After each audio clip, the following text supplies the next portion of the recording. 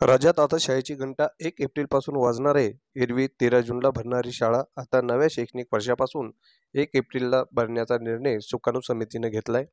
CBSE पॅटर्ननुसार हा अभ्यासक्रम आता राज्यात बनवण्याचा निर्णय घेण्यात आला असून तशी शिफारस राज्य सरकारकडे करण्यात आली आहे.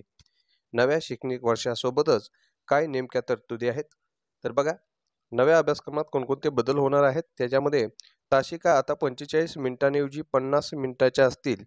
सीबीएसई प्रमाणेच राज्य मंडळाच्या अभ्यासक्रमात असेल.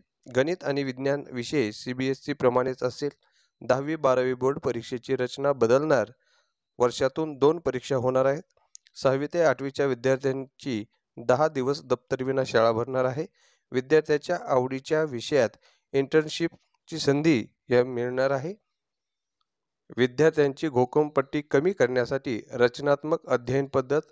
कोर कमिटीनं राज्य अभ्यासक्रम आराखड्यात सुधारणा करत हे मोठे निर्णय जरी घेतले असले तरी शासन आदेशानंतरच त्याची अंमलबजावणी होणार आहे. त्यामुळे सरकार एप्रिल-मेच्या भर उन्हाळ्यात विद्यार्थ्यांना शाळेत बोलवणार का हे पाहणं महत्त्वाचं ठरणार आहे.